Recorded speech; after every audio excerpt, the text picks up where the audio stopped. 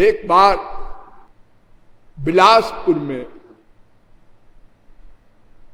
कुछ नास्तिकों ने, वहां संत सम्मेलन हो रहा था कोई, उसमें प्रश्न रख दिया कि क्यों जी गंगा जी में स्नान करने से सर्व पाप विनिर्मुक्ता अब विष्णु लोके महीयते आदि कहा गया है। तो ये तमाम लोग जो डेली नहाते हैं उनका पाप भी नहीं धुलता, वैसे ही काम क्रोध लोभ मोह बना हुआ है और बढ़ता जा रहा है। फिर ये क्या है तुम्हारे शास्त्र का वाक्य? यहां तक कि गंगा गंगेत यो ब्रूयात योजनानाम शतैरपि इत्यादि भी लिखा है।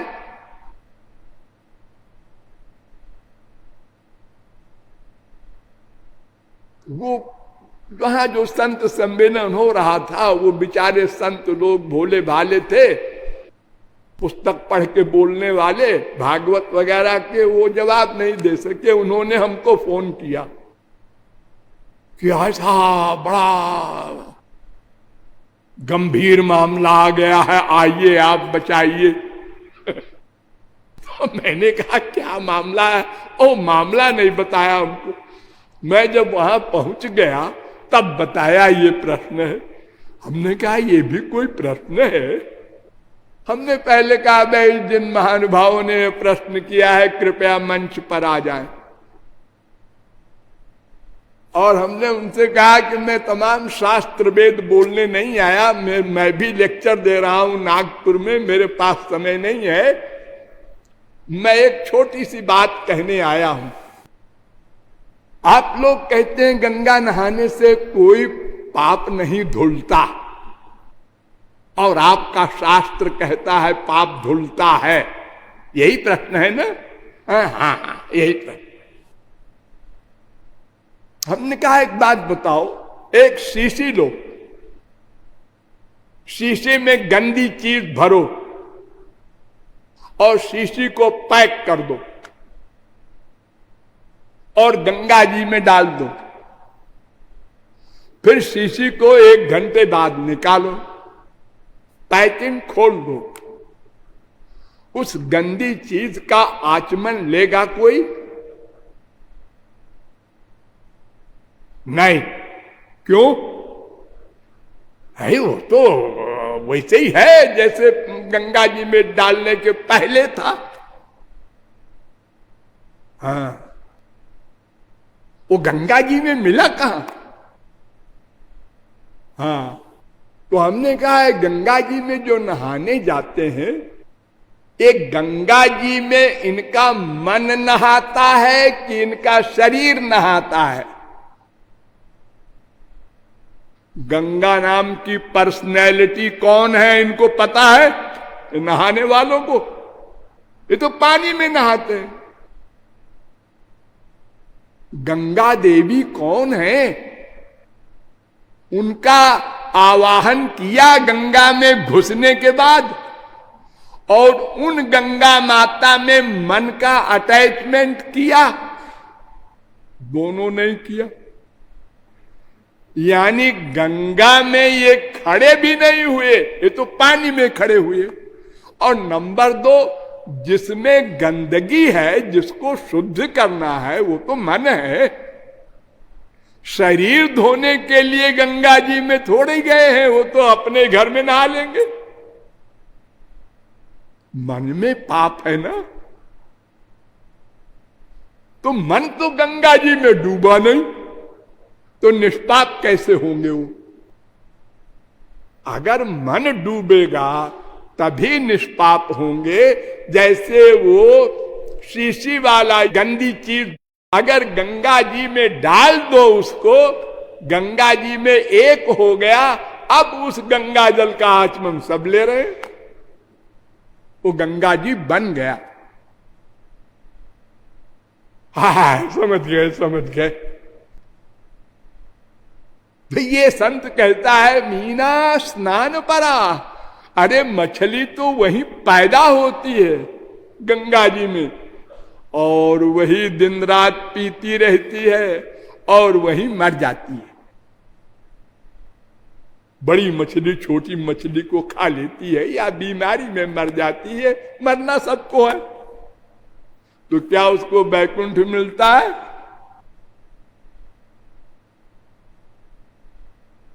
ये लोग जो बड़ी बड़ी त्याग की बातें करते हैं, हम दूधाहारी हैं, फलाहारी हैं, पवनाहारी हैं। अरे पवनाशन तो देखो वो सांप भी है, और कितना त्यागी है, दूसरे के बिल में रहता है, अपना मकान भी नहीं है उसका। शेर, चीते, तेंदुए, कितने जंगली जानवर हैं जिनका न मकान है न खाने का ठिकाना एक दिन का है और न वस्त्र है। ये तीन चीज आप लोग मनुष्यों के लिए सोचते हैं ना, खाना, कपड़ा और मकान, एक भी नहीं है उन लोगों के। इतने त्यागी है तो ये सब क्या वैकुंठ जाएंगे?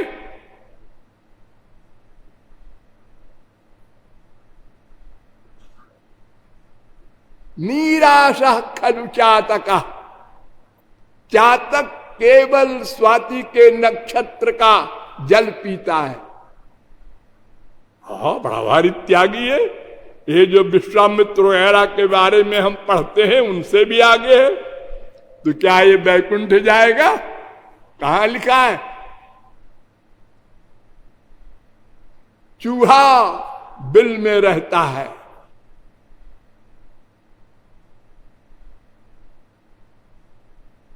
गधा धूल खूब अपने ऊपर डाल लेता है, बकुला इतना बढ़िया मन उसका लगाने का अभ्यास है, यूं करके पानी के ऊपर चोंच किए रहता है, कोई मछली ऊपर आवे आए और मारा उसको।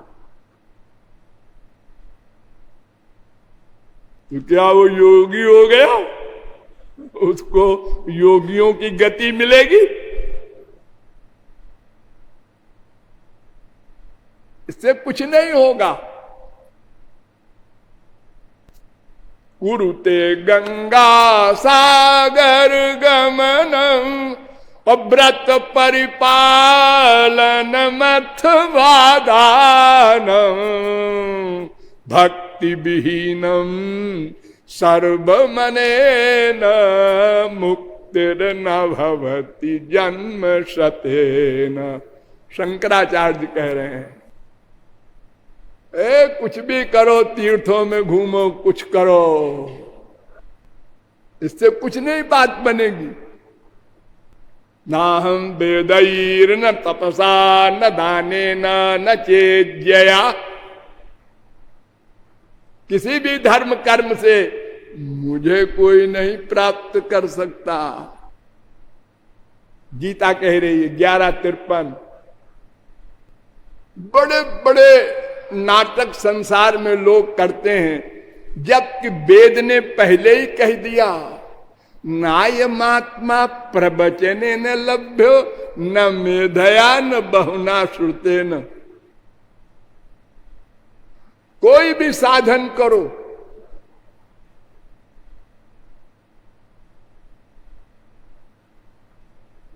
ये कर्म क्या करेगा बेचारा? भगवान ही समस्त कर्म धर्म के आधार हैं।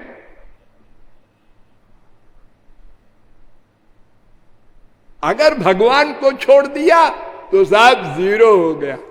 अब जीरो में करोड़ों से गुणा किया करो, जवाब जीरो आएगा। वो कर्म धर्म से बहुत स्वर्ग मिलेगा, इससे हमारा काम नहीं बनेगा। अतएव अब हमको ज्ञान पर विचार करना है। ज्ञान क्या होता है?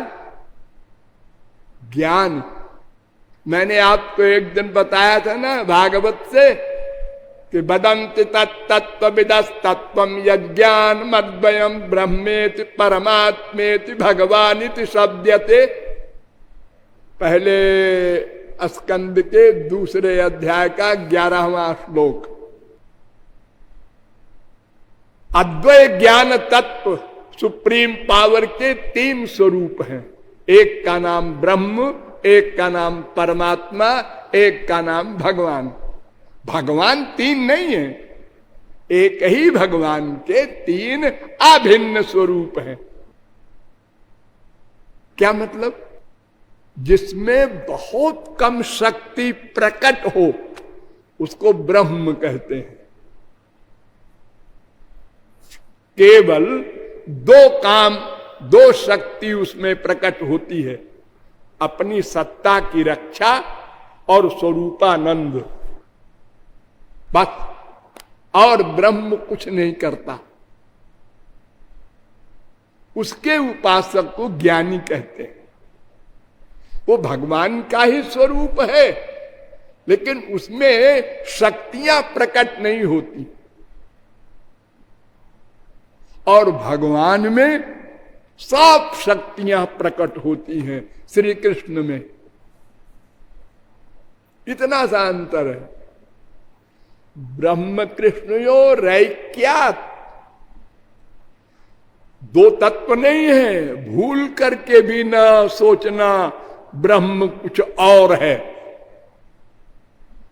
ताहारो अंगेरो शुद्ध किरण मंडल, उपनिषद कहे तारे ब्रह्म सुनिर्मल। श्री कृष्ण के अंग की लाइट को भी ब्रह्म कहा जाता है। निर्गुण निर्विशेष निराकार ब्रह्म। वेद में कहा गया द्वे वाव ब्रह्मणो रूपे मूर्तन चैवा मूर्तन च। बृहदारण्यकोपनिषद दूसरे अध्याय के 3 ब्राह्मण का पहला मंत्र। अर्थात भगवान के 2 रूप है, एक निर्गुण निर्विशेष निराकार ब्रह्म, एक सगुण सविशेष साकार ब्रह्म श्री कृष्ण। शंकराचार्य ने भी माना। द्वादशाह वदुभय विधम बादरायणोता ब्रह्म सूत्र 4:4-12 के भाष्य में उन्होंने लिखा, स यदा सशरीरताम संकल्पयति तदा सशरीरो भवति, यदा त्वशरीरताम तदा त्वशरीरः सत्य संकल्पत्वात् संकल्प वैचित्र्याच्च। अर्थात श्री कृष्ण जब संकल्प करते हैं मैं निर्गुण निर्विशेष निराकार ब्रह्म बन जाऊं, वैसे बन जाते हैं। और जब चाहते हैं सगुण साकार बन जाऊं तो स्वेच्छोपात पृथक बपु, अपनी इच्छा से शरीर धारण कर लेते हैं, लेकिन उनका शरीर भी वही होते हैं। सच्चिदानंद ब्रह्म ही शरीर है, सच्चिदानंद ब्रह्म ही पर्सनैलिटी है।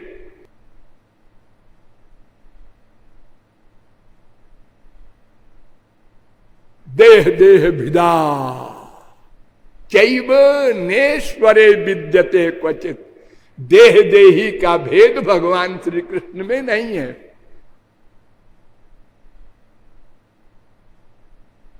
तो ब्रह्म के उपासक को ज्ञानी कहा जाता है और श्री कृष्ण के उपासक को भक्त कहा जाता है। ये शंकराचार्य ने भी माना। मूर्तं चैवा मूर्तम द्वे एव ब्रह्मणो रूपे इत्युपनिषत्तयोर्वा द्वौ भक्तौ भगवदुपदिष्टौ क्लेशाद क्लेशाद्वा मुक्ति स्यादेतयोर्मध्ये। शंकराचार्य एक मूर्त माने साकार श्री कृष्ण भगवान और एक अमूर्त निराकार ब्रह्म,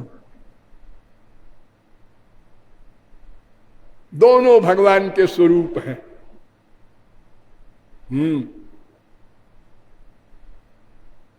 लेकिन क्लेशात, शंकराचार्य ने भी एडमिट किया, निराकार ब्रह्म बड़ा क्लेश वाला मार्ग है। 12वें अध्याय में गीता में प्रश्न किया गया कि एवं सतत युक्ता जे भक्ता स्वाम पर्युपासते ये चाप्यक्षरम अव्यक्तम तेषाम के योग वित्तमा। 12वें अध्याय का पहला श्लोक। तो भगवान ने कहा क्लेशोधिक तरस्तेषाम अव्यक्तासक्त चेतसाम।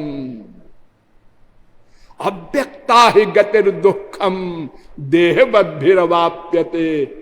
देहधारियों के लिए बिना देह वाले की भक्ति करना कलयुग क्या सतयुग में भी बहुत कठिन है।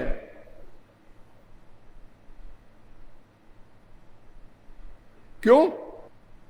नंबर 1 ध्यान दो, ज्ञान मार्ग का अधिकारी कौन है और भक्ति मार्ग का अधिकारी कौन है, इस प्रश्न को हल करो पहले। शंकराचार्य हमारे कलयुग में ज्ञानियों के आचार्य माने जाते हैं। 2500 वर्ष पहले उन्होंने अथातो ब्रह्म जिज्ञासा वेदांत सूत्र की भाष्य में बड़ा लंबा चौड़ा लिखा है कि निराकार ब्रह्म के विषय में श्रवण करने का अधिकारी कौन है। शांतो दांतो उपरता स्थितिक्षु, ये 4 साधनों से संपन्न हो जाए तब वेदांत का श्रवण शुरू करे। डिटेल में समझ लो। नंबर 1 विवेक, नंबर 2 वैराग्य, नंबर 3 समाधि सठ संपत्ति यानी श्रम दम श्रद्धा समाधान उपरति तितिक्षा, ये 6 और मुमुक्षु, ये 4 साधन हैं। मैंने पहले जो बताए ना, शांत दांत उपरत तितिक्षु, उसी का डिटेल बता रहा हूं। ये 4 साधनों से संपन्न हो जाए यानी अंतःकरण शुद्ध हो जाए, यहां पहुंच गए आप, क्लीन स्लेट हार्ट हो गया। अब श्रवण नंबर 1, मनन नंबर 2, निधिध्यासन नंबर 3, तो समाधि नंबर 4। तो 4 पहले अधिकारी बनने के लिए और 4 बाद में, ये 8 हैं ज्ञान मार्ग में। ये 8 सदा करते रहना पड़ेगा जब तक जीवन रहे। इसमें सबसे पहला है शांता। बहुत बारीकी से समझिए आप लोग। शांता माने क्या? शम। शम माने क्या? मन पर कंट्रोल। वाह वाह, जय हो शंकराचार्य। मन पर कंट्रोल करो, उसके बाद आना मेरे पास। मन पर कंट्रोल। विजित ऋषिक वायु भीरदांत मनस्तुर्गम। वेद स्तुति कर रहा है कि बड़े बड़े योगींद्र मुनींद्र भी इंद्रियों पर कंट्रोल कर लेते हैं, मन पर कंट्रोल नहीं कर सकते। ये 5 प्राणों पर कंट्रोल कर लेते हैं, प्राण अपान ध्यान समान उदान, लेकिन मन पर कंट्रोल नहीं कर सकते।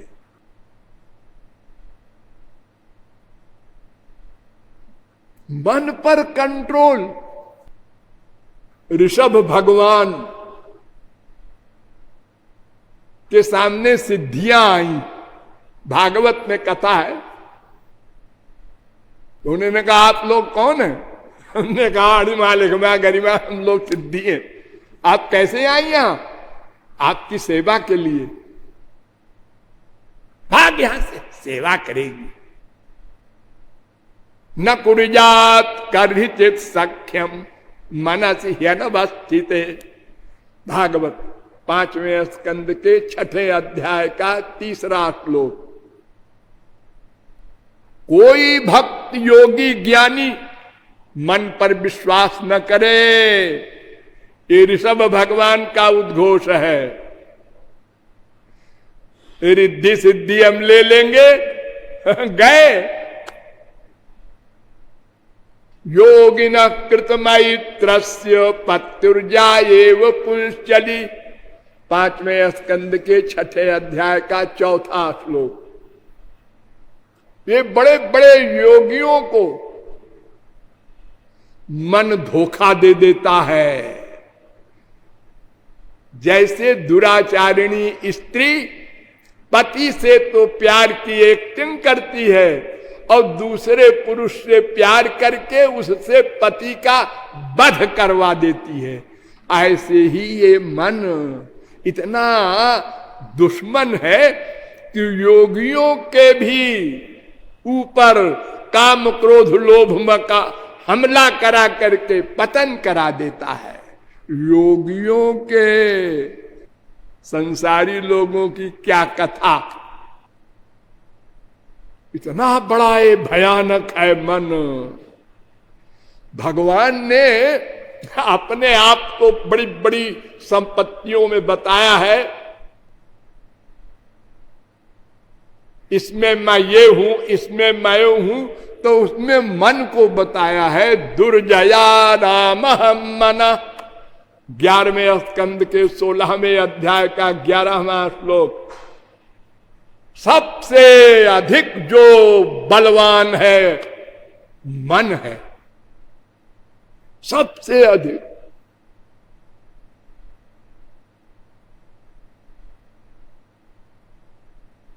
देखिए, आप लोग अर्जुन का नाम सुने होंगे। हाँ, उसके लिए भी भगवान ने कहा भागवत में, वीराणाम अहम अर्जुन। समस्त वीरों में मैं अर्जुन हूं। यानी अर्जुन टॉप का वीर था। हाँ, ये फिजिकल वीर नहीं, मन वश में था। जब वो धनुष बाण से सिखा रहे थे गुरुजी द्रोणाचार्य, सब शिष्यों को बुलाया और पेड़ पर एक पक्षी बैठा था और परीक्षा लिया कि इसकी आंख में बाण मारो। तो सबसे पूछा क्या दिखाई पड़ रहा है? उसने कहा पेड़।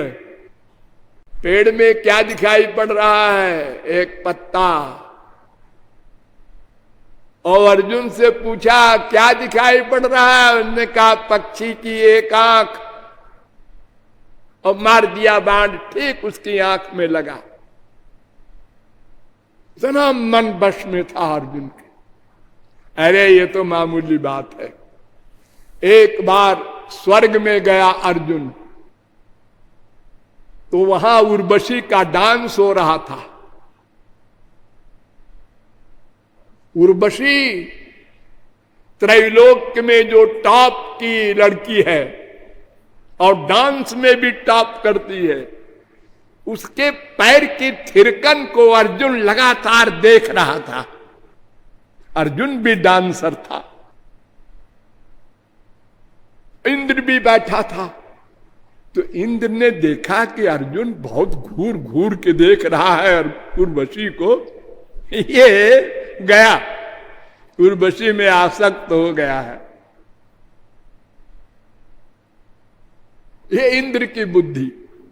रात को 12 बजे उसने उर्वशी को भेजा अर्जुन के पास विषय भोग के लिए। उर्वशी गई और बड़े हाव भाव नाटक और अंग प्रदर्शन के साथ अर्जुन के सामने खड़ी हुई। अर्जुन ने देखा, माताजी आप इस समय यहां कैसे आई? आपकी क्या सेवा करूं? माताजी? एक ऐसा आदमी है इन मृत्युलोक का। अरे मुझको देखकर कोई विश्वामित्र वगैरह सब फेल हो गए, और ये कौन है जो कहता है माता जी आप यहां कैसे आई? उर्वशी ने कहा अरे भाई तुम्हारे पिताजी ने भेजा है। हाँ हाँ तभी तो मैं कह रहा हूं इंद्र मेरे पिता है तो तुम मेरी माता हुई, फिर यहां कैसे आई रात को? बिचारी खिसिया के लौट गई। उर्वशी जहां विश्वामित्र फेल हो गए हैं, पराशर वगैरह बड़े बड़े ऋषि जोगींद्र मुनीन्द्र मेनका उर्वशी से फेल हो गए, वहां अर्जुन पास हो गया। वो अर्जुन कहता है भगवान श्री कृष्ण से, चंचलम ही मन कृष्ण प्रमाथि बलवद दृढ़ तस्याहम निग्रहम मन्ने वायोरिव सुदुष्करम। महाराज मन बड़ा चंचल है, वायु से बड़े तेज वेग वाला है। आप कहते हैं कि मन को बस में कर ले, अरे कैसे कर ले महाराज? भगवान ने एडमिट किया, असंशयम महाबाहो मनो दुर्निग्रहम चलम।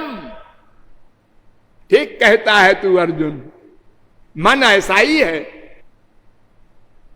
गीता 6:34, 6:35। अर्जुन सरीखा जिसके लिए भगवान ने कहा वीराणाम अहम अर्जुन,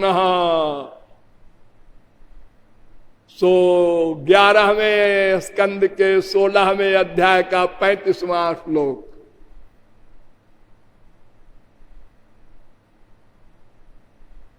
उस मन के लिए शंकराचार्य कहते हैं बश कर करके आओ, ये पहली शर्त है शांता।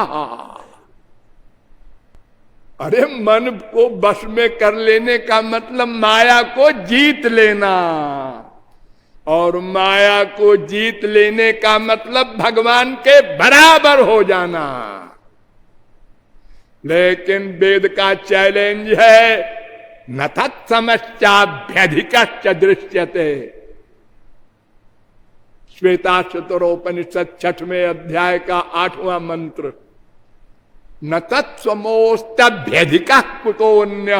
गीता भी कहती है श्री कृष्ण के भगवान के बराबर भी कोई नहीं हो सकता। बड़ा कैसे होगा?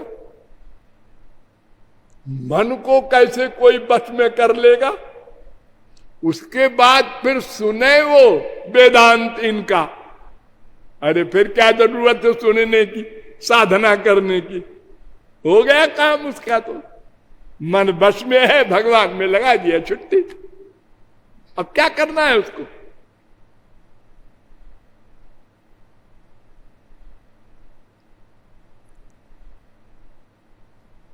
तो ये 4 प्रकार के साधन जो बताए वो अधिकारी होने के बताए। इसके बाद फिर श्रवण शुरू होगा। क्या श्रवण? तत्त्वमसि, बस इतना। तत्त्वमसि, तू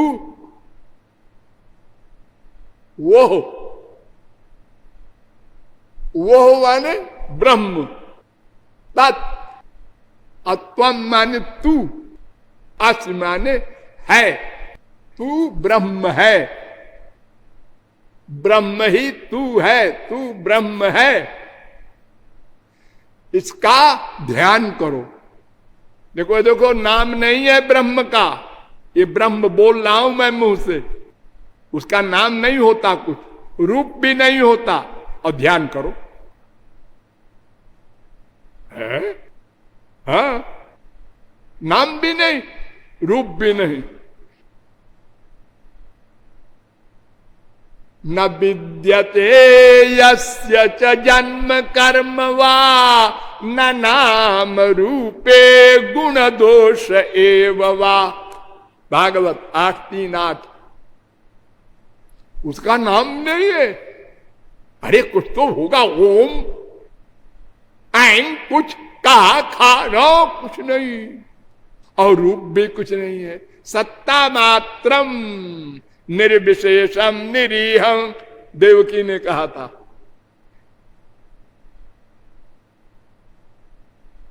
और ध्यान करो क्या ध्यान करें भाई? तो तत्वमसि का ध्यान करते करते करते करते जब पास हो जाओगे तब ध्यान करना, अहम ब्रह्मास्मि अहम ब्रह्मास्मि अहम ब्रह्मास्मि, फिर समाधि हो जाएगी। लेकिन ये समाधि में ब्रह्मानंद नहीं मिलेगा, आत्मानंद मिलेगा। ये सब आगे की बातें हैं।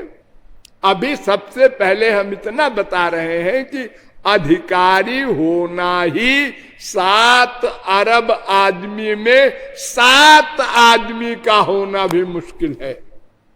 अधिकारी बनना जो शांत, दांत, उपरत, तितिक्षु आदि 4 साधनों से संपन्न हो, और भक्ति के लिए सर्वेधिकारिणो यत्र, सब अधिकारी हैं। सब जो राम नहीं कह सकता, इतना बड़ा पापी।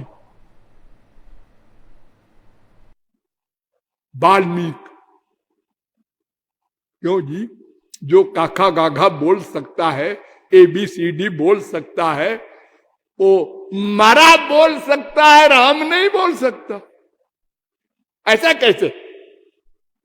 आखिर रा और मां बोल तो रहा है उल्टा, सीधा क्यों नहीं बोल सकता? अरे पाप नहीं बोलने दे रहा है उसको। पापवंत कर सहज स्वभावु, जितना अधिक पाप होगा उतना वो भगवान उनके नाम से दूर भागेगा। तो इतना बड़ा वो पापी था कि राम नहीं कह सका। वो भी अधिकारी है, वो भी ब्रह्म के समान हो गया। और रामावतार के पहले ही रामायण लिख दी।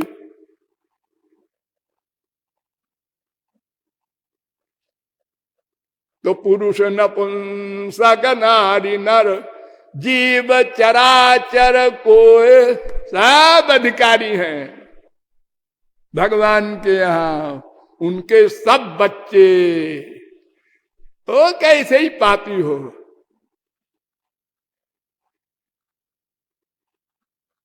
इतना बड़ा अंतर तो पहले ही है, आगे क्या क्या है वो हम फिर बताएंगे।